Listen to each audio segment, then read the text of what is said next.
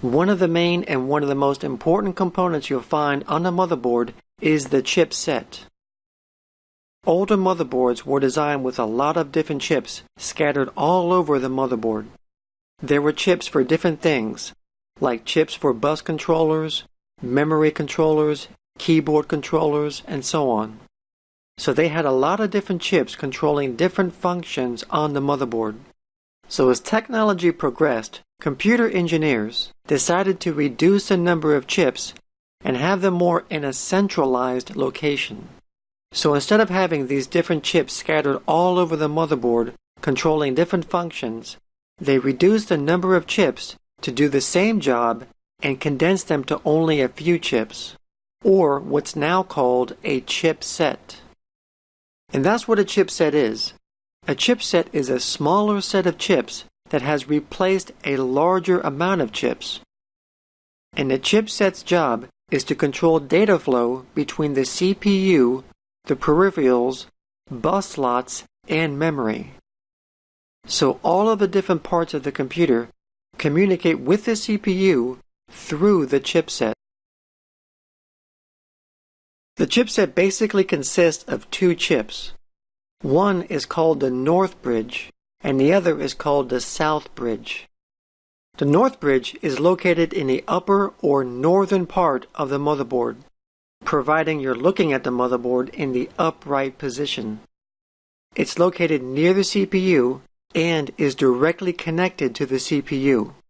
It's also directly connected to the memory and the AGP and PCI Express slots. So in order for the CPU to communicate with the memory and the AGP or PCI Express bus, it has to go through the North Bridge first. So the North Bridge acts like a communication middleman between the CPU, AGP or PCI Express, and memory. The other chip is called the South Bridge. And the South Bridge is located at the bottom or southern portion of the motherboard, near the PCI bus slots. The South Bridge connects to the PCI bus slots, SATA and IDE connectors, and USB ports.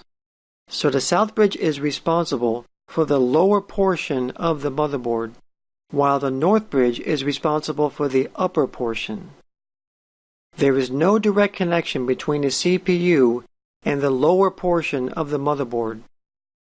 So if the PCI, USB, IDE, or SATA ports needed to communicate with the CPU, the information has to go through the South Bridge, and then up through the North Bridge, and then to the CPU. The North Bridge is faster than the South Bridge, and that's because the CPU, the PCIe, AGP, and memory are the most used and most important components of the motherboard, so they need to operate at the highest speeds possible. The slower South Bridge communicates with the PCI bus, SATA and IDE connectors, and USB ports, and they don't need to be as fast as the other components. So basically the higher speed components are connected to the North Bridge, and the slower components are connected to the South Bridge.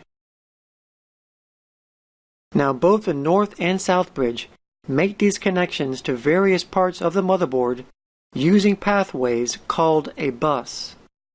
And a bus is simply a set of pathways that allows data and signals to travel between components on the motherboard. The motherboard contains several kinds of buses that vary in speed and bandwidth. So for example, if a bus speed is said to operate at 66 MHz, then that means that that particular bus can send data at 66 million cycles per second. The higher the bus speed, the faster the computer can send data, which improves the performance of the computer. A motherboard's bus speed generally refers to the speed of the front side bus. The front side bus is a connection between the CPU and the North Bridge chipset.